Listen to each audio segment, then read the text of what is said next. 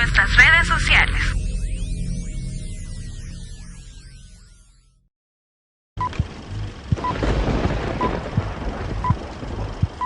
A continuación, palabra de Dios. Tengamos muy buenas tardes, que el Señor nos bendiga, seamos bienvenidos a la casa de nuestro Dios.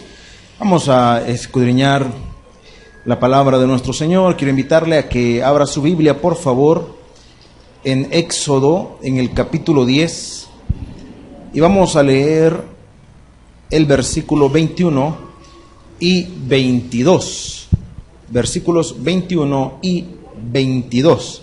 Estamos ya en la penúltima plaga que sufrió Egipto. Vamos a extraer la enseñanza de este pasaje. Capítulo 10, versículo 21 y 22. Si ya lo encontramos, puestos en pie, le damos lectura a la palabra de nuestro Dios. Capítulo 10, versículos 21 y 22. ¿Lo tenemos? ¿Lo tenemos? Amén. Muy bien, entonces le damos lectura, versículo 21 y 22, y dice de la siguiente manera. Juntos lo leemos. Jehová dijo a Moisés: extiende tu mano hacia el cielo, para que haya tinieblas sobre la tierra de Egipto, tanto que cualquiera las palpe. Y extendió Moisés su mano hacia el cielo, y hubo densas tinieblas sobre toda la tierra de Egipto por 3 días. Que su palabra hable a nuestros corazones y podemos tomar nuestros asientos, mis estimados hermanos. Decíamos, estamos ya en la penúltima de las plagas, entendiendo el propósito de el por qué Dios lo hizo de esa manera. Hermanos, tenemos que entender que no es que Dios iba, como podríamos decir, prueba y error, ¿verdad? No iba en esa condición. No iba en la condición de que, bueno, voy a ver si con la plaga de la sangre, a ver si Faraón deja ir a mi pueblo. Fracasé con esto. Bueno, entonces voy a probar con la plaga de las ranas.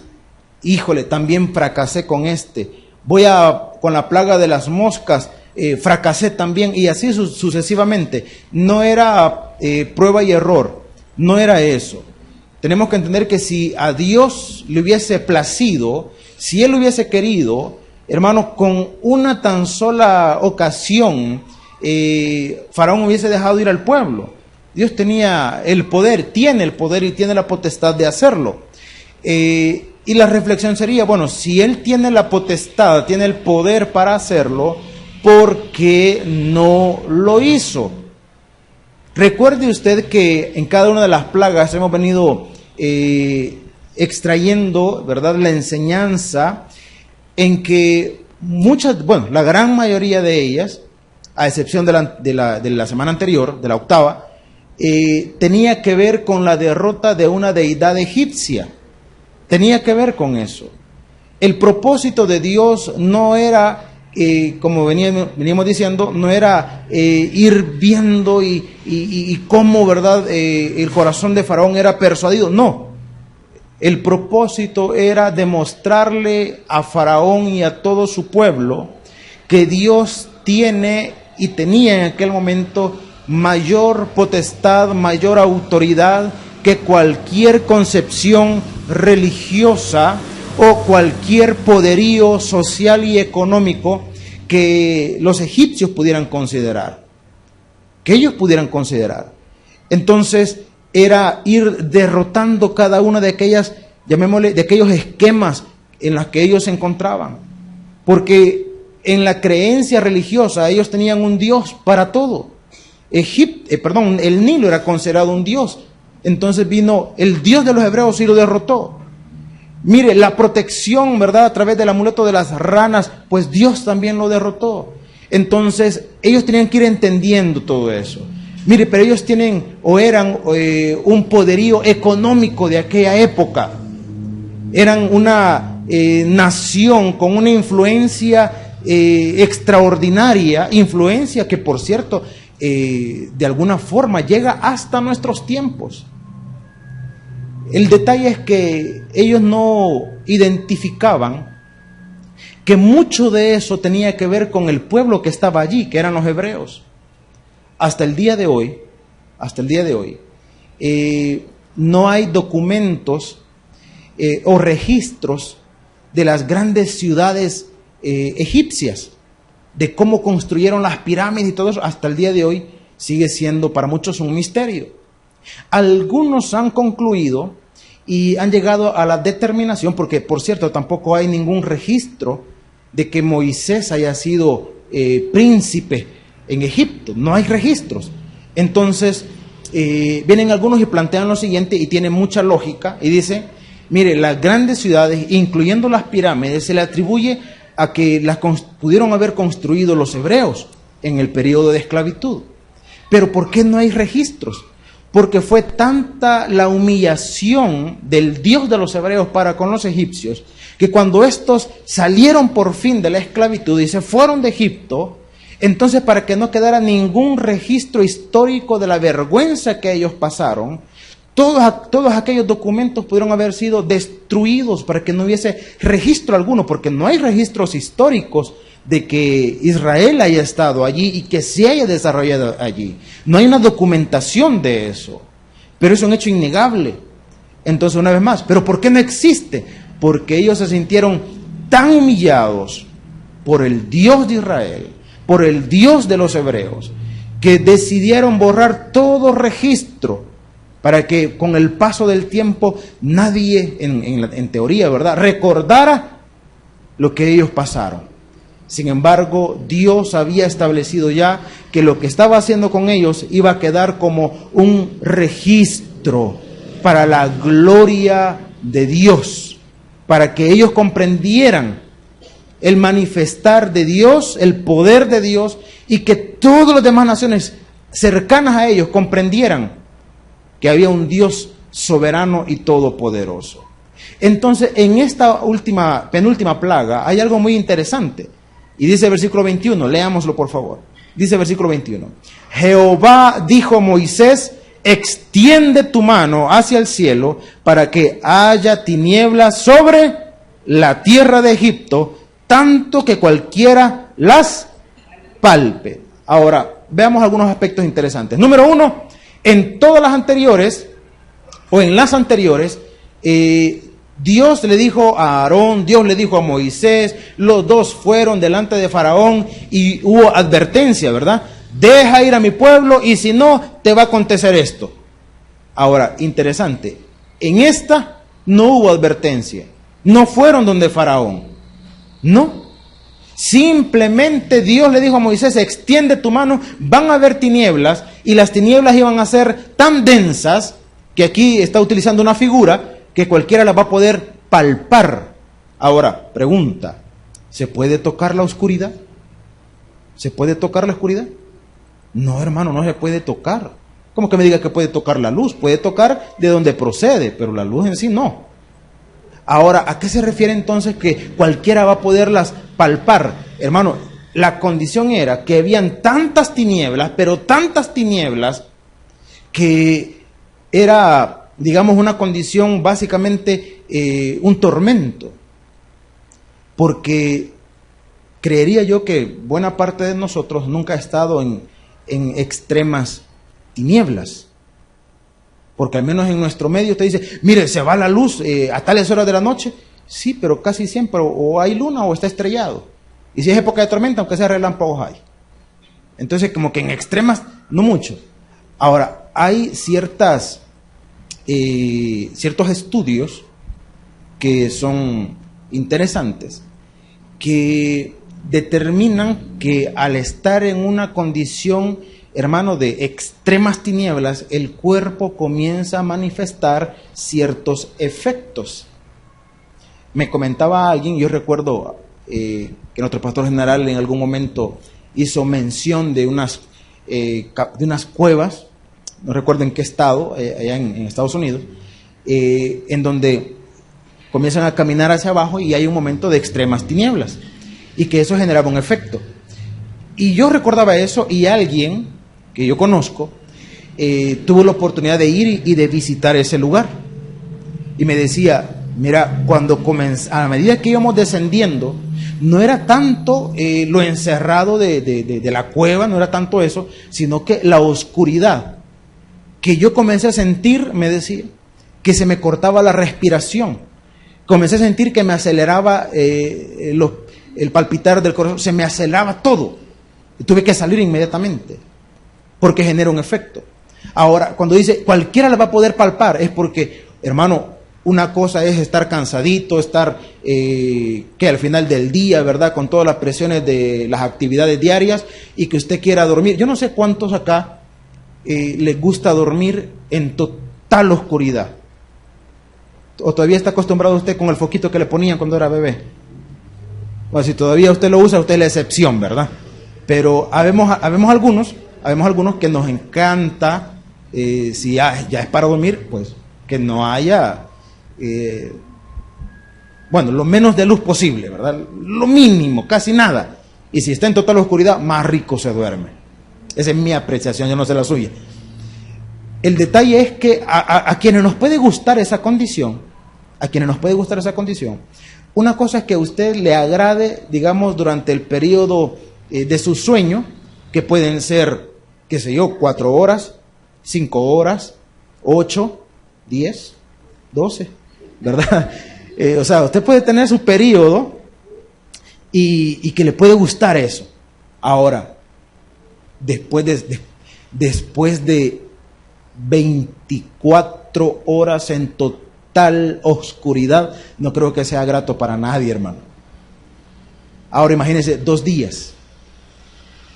Hermano, después de 2 días yo creo que dejaríamos de ser personas si no comenzáramos a experimentar diversas sensaciones, sea físicas o mentales, que definitivamente serían, hermano, un tormento.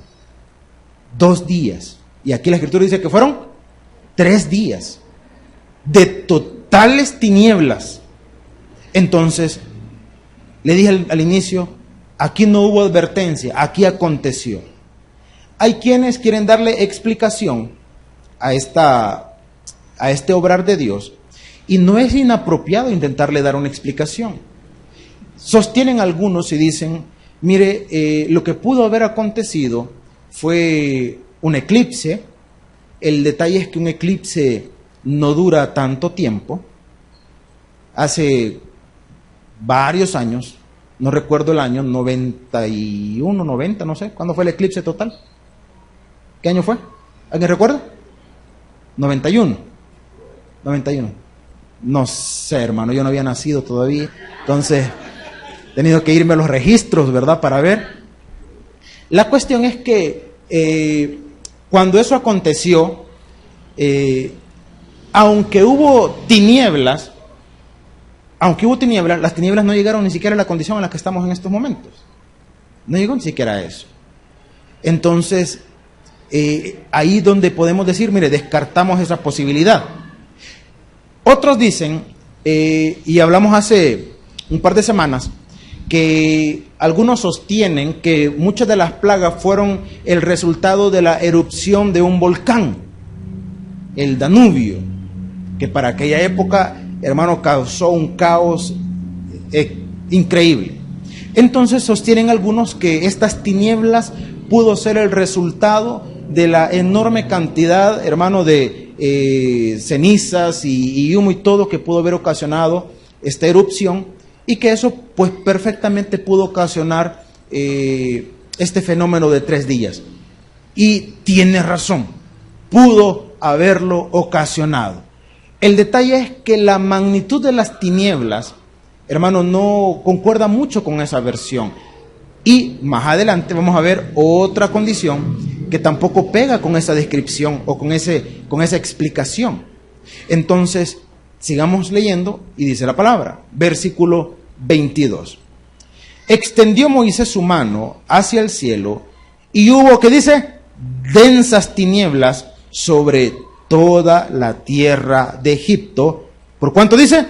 Por 3 días. Ninguno vio a su prójimo, ni nadie se levantó de su lugar. ¿En cuánto? A usted le puede gustar mucho dormir, hermano, pero creo que después de 2 días se le llaga la espalda, hermano, ¿verdad? Después de 3 días, quién sabe, hermano. Entonces, dice que nadie se levantó de su lugar. Está diciendo, nadie salió de sus casas. Mas todos los hijos de Israel tenían, ¿qué dice? Luz en sus habitaciones. He aquí la gran diferencia. ¿Por qué los otros no podían o no tuvieron la posibilidad de tener luz? Pues si quisiéramos una explicación básica, porque no estaban preparados para eso. No estaban preparados. Cuando en nuestro medio existían los apagones con mucha frecuencia, usted se preparaba para eso, ¿o no? ¿O era usted de los que salía corriendo cuando se iba la luz para la tienda a buscar la candelita de Acora? Bueno, de 25 centavos en aquel tiempo, ¿verdad? Ahora, usted puede estar preparado en aquel tiempo, pero le aseguro, casi, le aseguro que en este tiempo, usted no está ni preparado para resistir 6 horas, estoy hablando por la noche, por cierto, 6 horas sin energía eléctrica. Porque ahora ya nadie tiene, pero ni lámparas tienen en la casa usted. A puro teléfono quieren defender todo. El detalle es que en la noche ya muchos andan con el 30-20%, ¿verdad? Enciende la lámpara, 15 minutos y se fue. Y se fue. Y como ya ni la gente compra candela, ya va a la tienda y ni siquiera hay. Fogata le toca hacer en la casa, ¿verdad? Ellos no estaban preparados. En aquel tiempo ustedes se preparaban con las candelas, con el extraordinario y maravilloso candil. El artesanal era una gran cosa, ¿verdad? Gran humareda que tiraba, pero una gran cosa. Hermanos, no estaban preparados. Ahora, usted dirá, bueno, y si los egipcios no estaban preparados, ¿por qué los judíos sí lo estaban? Porque ellos fueron advertidos. ¿Quién cree que les dijo, hermano? ¿Quién cree que les dijo? Moisés, hermano. Simplemente, miren, Dios ha dicho que va a haber tinieblas, así que prepárense todos. Prepárense todos. Ahora, el sistema de iluminación, no le puedo decir si era el mismo para los hebreos que para los egipcios. En el caso de los hebreos, generalmente era la figura que para nosotros sería como el candil, con la diferencia que en lugar de utilizar un derivado del petróleo, como el gas, utilizaban aceite, el aceite de oliva. No le podría decir si cada uno de ellos tenía un instrumento parecido a lo que tenemos acá, el famoso menorá. Para aquellos que todavía tienen la duda, pero cuando dicen, mire, y la copa que tienen ahí, no es copa, es candelabro, hermano. Por si acaso, ¿verdad? Es candelabro. Entonces, en cada una de las partes de arriba, que llamémosle las copas, ahí se llenaba de aceite y ponían una especie de ¿qué le puedo decir? De mecha, ¿verdad? Y hacía la combustión. Entonces, en la medida que ellos tuvieran aceite, ellos van a tener siempre iluminación. Siempre, siempre. Entonces, ellos tenían luz, los egipcios no. Y continuemos leyendo. Dice la Escritura, versículo 23. Ninguno vio a su prójimo, ni nadie se levantó de su lugar en 3 días. Mas todos los hijos de Israel tenían luz en sus habitaciones. Entonces, aquí viene lo interesante. Entonces Faraón hizo llamar, ¿a quién? ¿Se imagina usted después de 24 horas, después de 48 horas, era como que, esto ya no es normal. Aquí tiene que haber un culpable. ¿Quién es el culpable? Nos manden a llamar a Moisés, ¿verdad? Esto no viene de nadie más, sino de parte de Dios, el Dios de los hebreos. Entonces aquí vamos a entender una cosa. Mire, después de tanto sopapo hay que avivar, ¿verdad? ¿O no? Después de tanto sopapo hay que avivar. Entonces Faraón había experimentado ya 8 experiencias y llegó a este momento.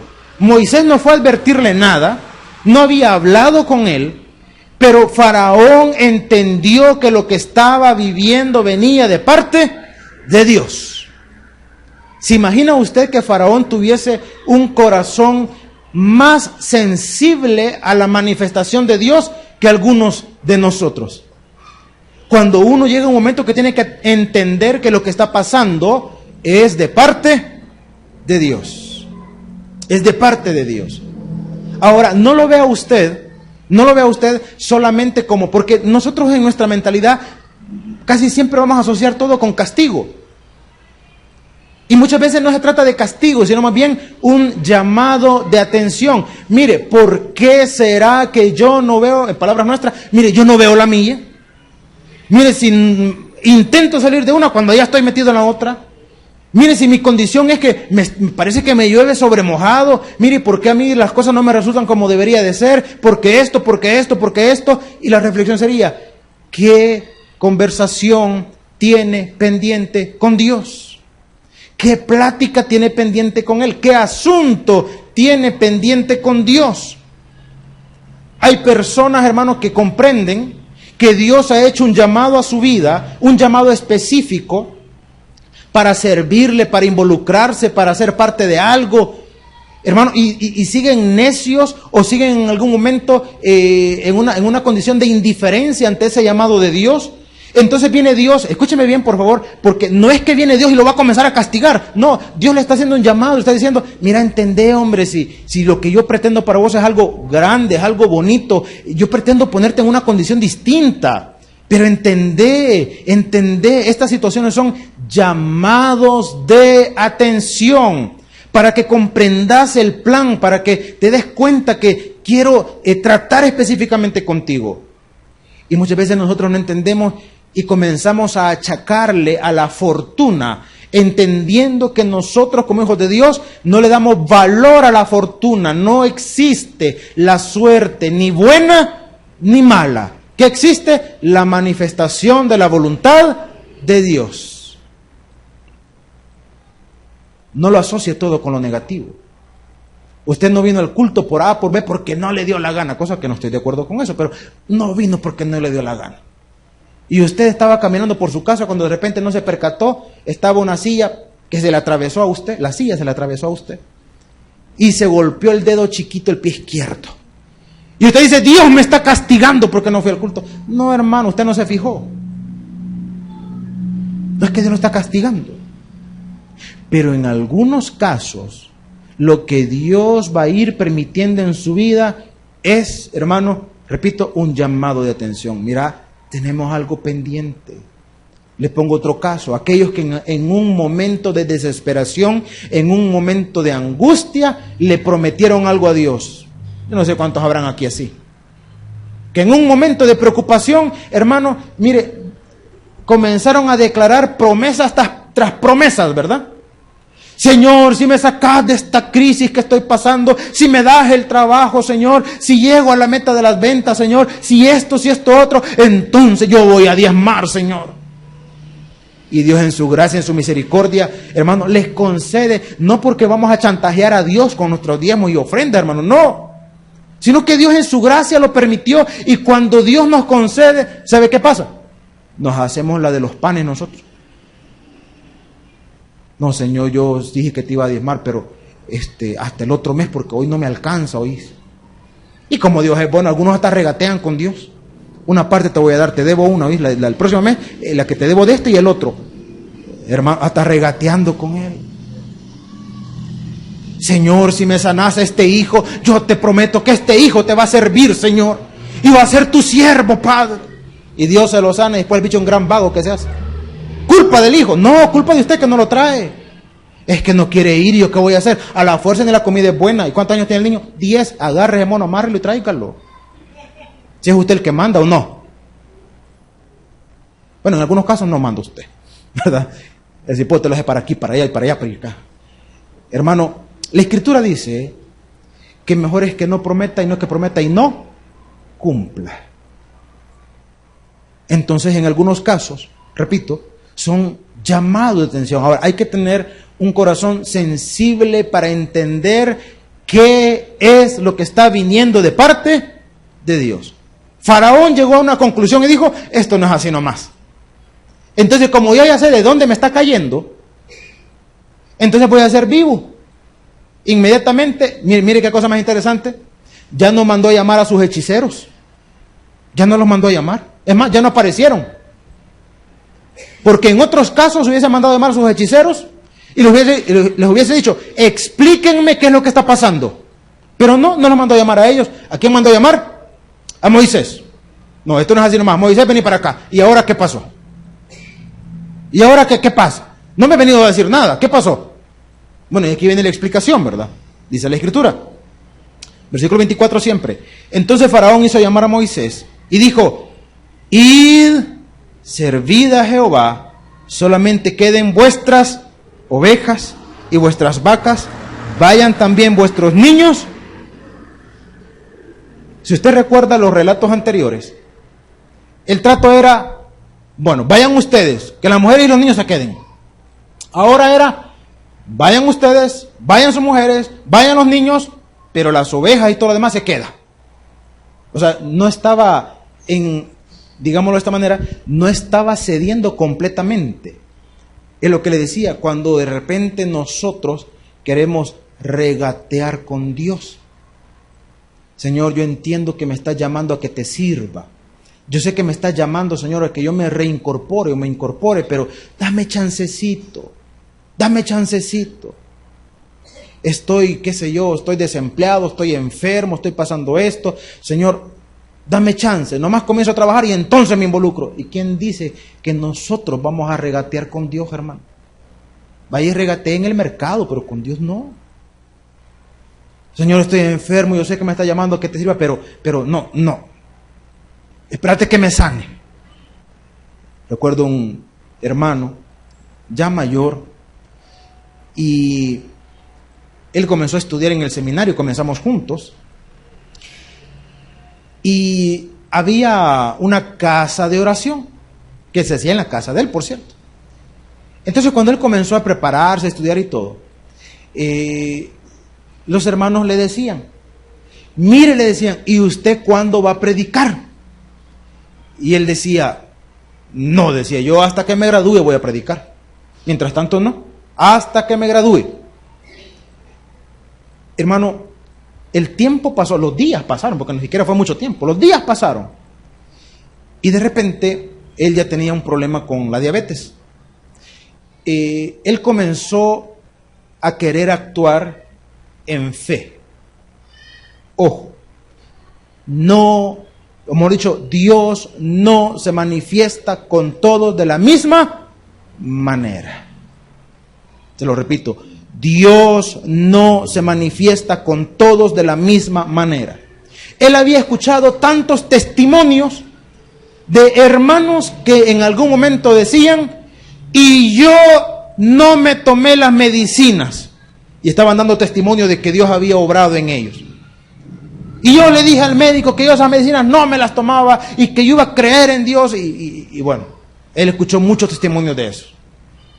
Entonces, él, repito, en un, entre comillas, arranque de fe, cuando comenzó a sentirse mal por causa de la diabetes, él dijo: pues no me tomo las medicinas, Dios me tiene que sanar y Dios me tiene que sanar. Y el detalle es que, hermano, la salud en lugar de mejorar comenzó a empeorar.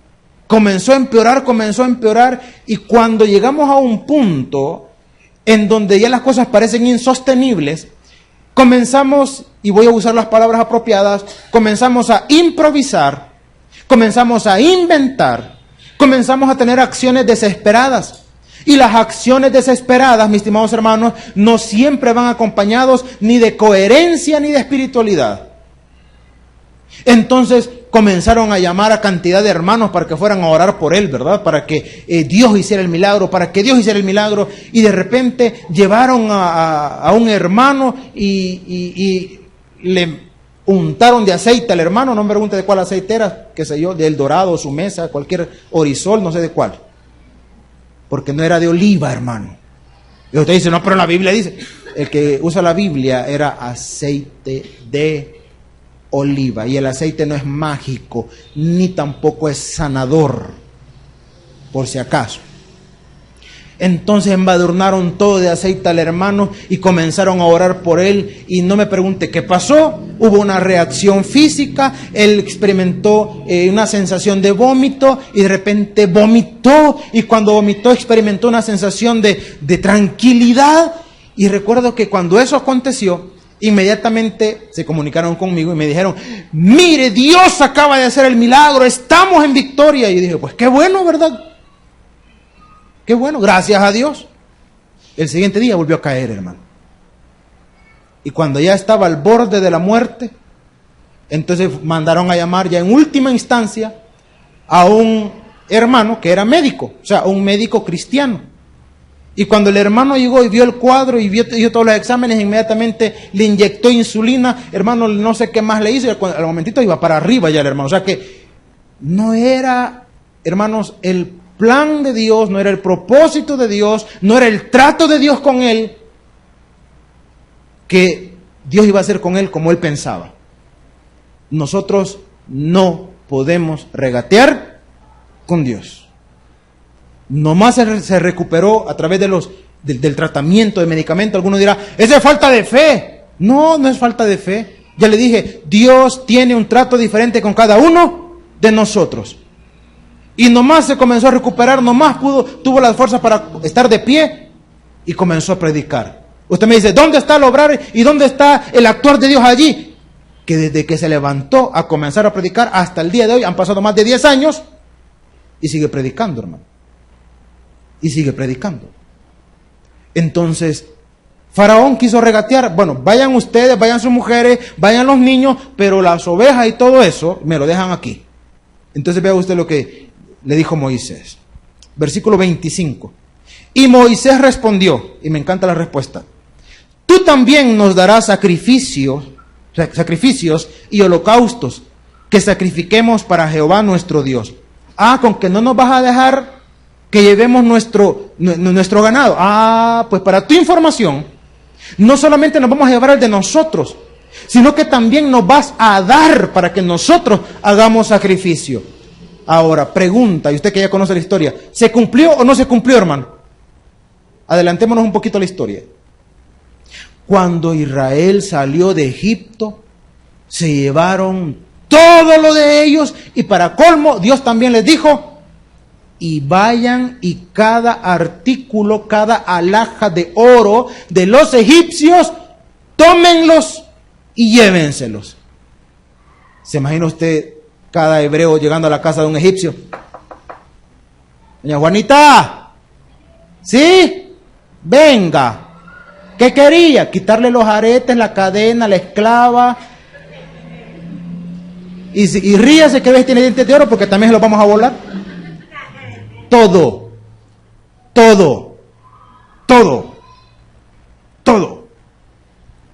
Hace un par de años escuchaba a un conductor que hasta donde, un conductor de televisión, que hasta donde yo sé, hasta el día de hoy, que yo sepa, no es cristiano. Nacional, por cierto. Hasta donde yo sé, no es cristiano. No lo es. Repito, hasta donde yo sé. No estaban hablando nada en relación a cosas espirituales. Pero el tipo, el presentador de televisión, hermano, comenzó a decir, es que yo no sé, dijo él, por qué hay quienes no quieren entender la bendición de darle a Dios la parte que le corresponde a través de los diezmos. Y me quedé con la boca abierta porque dije, bueno, ¿y este tipo por qué lo está diciendo? Repito, hasta donde yo sé, no es cristiano. Y entonces entramos en el dilema. ¿Acepta a Dios con agrado las ofrendas de alguien que no es su hijo? ¿Cuál es la respuesta, hermano? Hay un principio bíblico que no respeta condiciones. Les he contado muchas veces, y esto lo cuenta un pastor que tiene su obra allá en Estados Unidos. Él es argentino. Y dice que cuando él estaba en su país, trabajaba en una tienda de música. Y que su jefe era, mire qué cosa más irónica, un judío ateo. Un judío ateo era su jefe.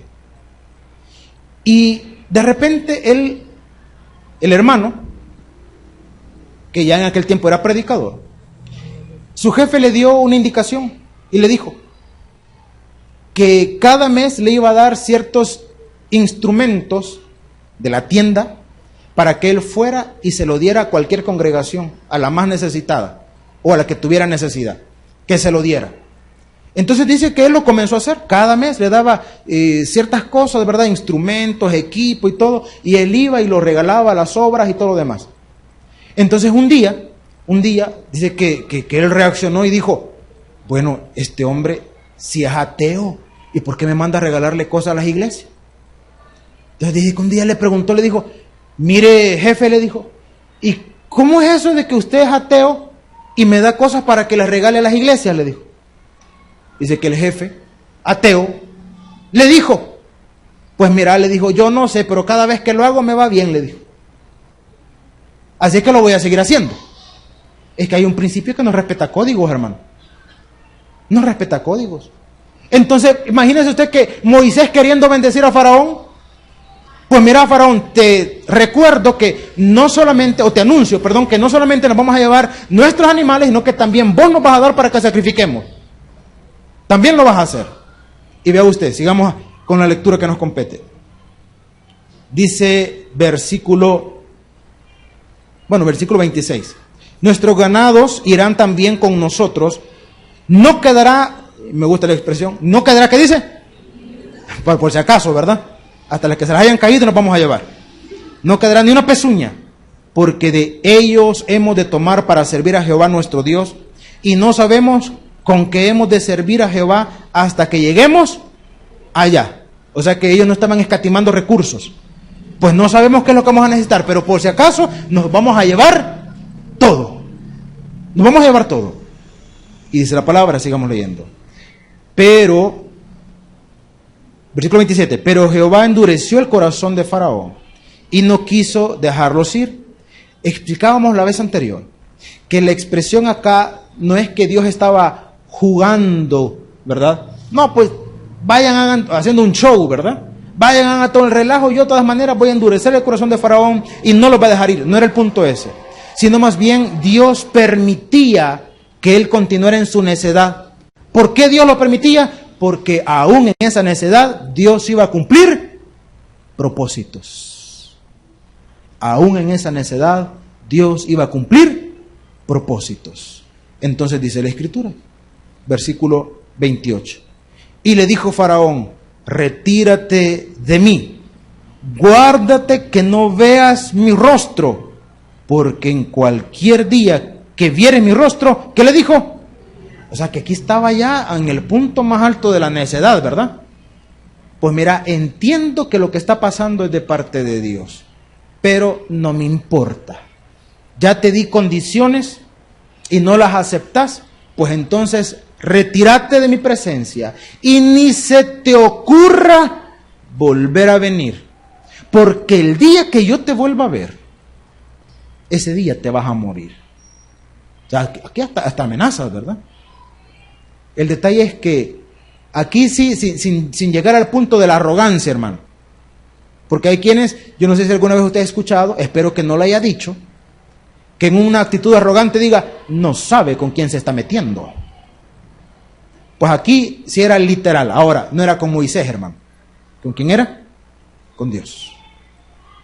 Entonces, me encanta cuando uno puede responder al arrogante. Dice el proverbio, no respondas al necio conforme a su necedad, para que no seas estimado como él. Y el siguiente versículo dice, responde al necio como merece su necedad. O sea, está diciendo, no se ponga de tú a tú. Si tiene algo que decírselo y es verdadero, dígaselo. Y en este caso fue así. Y le dijo Faraón, versículo 28, y le dijo Faraón, retírate de mí, guárdate que no veas mi rostro, porque en cualquier día que vieres mi rostro, morirás. Y Moisés respondió, bien has dicho, no veré más. No te preocupes, le dijo, no tengo necesidad de venirte a ver. Porque Dios tenía preparado, hermano, el estacazo final, ¿verdad? No te preocupes, ya no vamos a hablar. No hay necesidad. Pero te vas a dar cuenta, así como en esta oportunidad, y para que vea usted que Dios no improvisa. En todas las anteriores le fue advirtiendo. En esta no le advirtió, pero Faraón sabía que era Dios tratando con él. En la próxima, no se preocupe, ya va a entender que es Dios el que está tratando, hermano, con él. Yo le diría en esta noche para terminar, cada uno de nosotros tiene una relación con Dios. Cada uno de nosotros tiene un corazón sensible a la voz y al actuar de Dios. Y si esa condición es así, cuando Dios esté tratando con usted, mire, no sea necio, no sea reacio a la voz de Dios. En primer lugar, porque Dios jamás va a crear una condición negativa para usted. Siempre la voluntad de Dios será que su condición sea mejor. Y si Dios le está llamando a hacer algo para él, entonces mejor atienda de inmediato, porque al final el mayor beneficiado siempre vamos a ser nosotros. En esta noche, denos un aplauso a nuestro Padre Celestial. Vamos a orar. Gloria a nuestro Dios. El predicador ha terminado su mensaje. Es tiempo de que recibas a Jesús como tu Salvador personal. Ora conmigo de la siguiente manera. Señor Jesús, yo te recibo hoy como mi único y suficiente Salvador personal. Creo que eres Dios, que moriste en la cruz por mis pecados y que resucitaste al tercer día. Me arrepiento, soy pecador. Perdóname, Señor. Gracias doy al Padre por enviar al Hijo a morir en mi lugar. Gracias, Jesús, por salvar mi alma hoy en Cristo Jesús, mi Salvador. Amén. Bienvenido a la familia de Dios. Ahora te invitamos a que crezcas en el conocimiento de las Escrituras. Congrégate con nosotros. Estamos ubicados en kilómetro 6,5, carretera a Los Planes de Renderos.